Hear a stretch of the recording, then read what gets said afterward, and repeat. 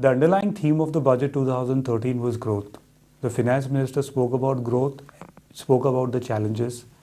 He also spoke about having stable and clear tax policies. Towards these effect, the direct tax proposals were made. The direct tax proposals are very few, but they have good implications. So if you look at the incentives which he has given because of the constraints which he had to manage the fiscal deficit, he incentivized the manufacturing sector by having this accelerated depreciation. So essentially, if you were setting up plant and machinery which was above 100 crores, you could get a 15% investment allowance. Then he also tried to develop the infrastructure sector by giving a 1-year extension to the tax holiday, which is also a very welcome move. And he tried to give clarity on GAR. So the GAR Shom Committee recommendations, many of them have got incorporated. So GAR now is definitely deferred for a couple of years. But there were two changes which were made which actually tried to curb avoidance. The first change which was there was for buyback of shares. Essentially what happened is, to avoid dividend distribution tax, many unlisted companies used to do buyback of shares to avoid paying taxes. So if you were a Mauritian investor and having shares of an Indian company, rather than having a dividend distribution tax of 16.22%, what you did is you bought back shares of the Indian company, and in the buyback process, instead of paying deemed dividend taxes, you were liable to capital gains tax. Under the India-Mauritius Treaty, capital gains tax is exempt, so effectively you could send the money back from the country without having any taxes. This planning has got curbed by this amendment. Now onwards, if you were doing buyback of shares, the company doing buyback of shares, if it was an unlisted company, would be liable to a tax of around 20%. So essentially this planning has been curbed. The second place where a big controversy has got created is with regards to tax residency certificates. At present, the way the law stands is, there is a Circular 789 and a Supreme Court decision which says that if you were investing through Mauritius and if you had a tax residency certificate in Mauritius, irrespective of the substance which you have in Mauritius, you are entitled to the treaty benefit. There is an amendment made to Section 90A which actually says that it's not necessary that the treaty benefit will be given to you on the tax residency certificate.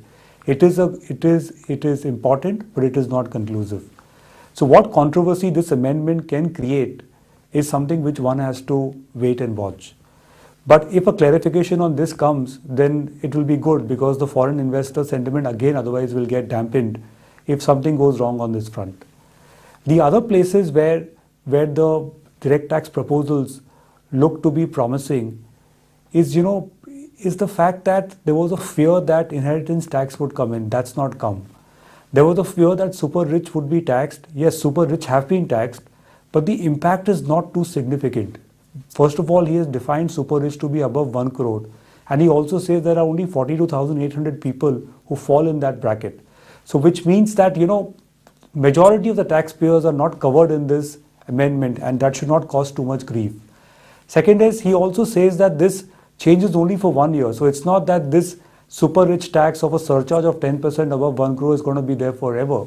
It's only going to be there for 1 year, and if hopefully things improve, then this tax should go away. So it's very interesting that he used the direct tax proposals to a very positive effect, leaving this tax residency certificate fiasco which has got created. Things look to be stable, and really then how will the fiscal consolidation happen? He has the ambitious fiscal consolidation target of 4.8%, and really much would depend upon how the economy responds to growth. And there are three factors of the economic survey which highlights, which will be of paramount importance. First is, how will the global economy rebound? If the global economy grows, then our outsourcing sector will look better. Our current account deficit will look better. And if the outsourcing sector looks better, then obviously the tax collections should go up. Second is, if the monsoons are good, the agricultural sector should reform. And if the agricultural sector does well the next year, the domestic demand from the rural sector would come up, which would again lead to better growth. And hopefully the 6.1 to 6.7% growth will be achieved. And the third thing which has to see is how the RBI responds to the monetary policy. If the interest rates ease in, then you will see more demand coming up in the auto sector and the real estate sector, and that will also lead to another area of growth. So, lots of questions are asked that is it a good budget? Is it a missed opportunity? Is there something more which can be done? And really, with the macroeconomic fundamentals which are facing the government at this point of time, there is not much which can be done. You cannot give away tax concessions because your fiscal deficit would go up. You cannot levy more taxes because if you levied more taxes, then the growth would suffer. So what has happened in this budget is there is minimal changes. There is only this surcharge which has come, which is going to be a cause of grief, but then that has to be done to maintain the fiscal deficit.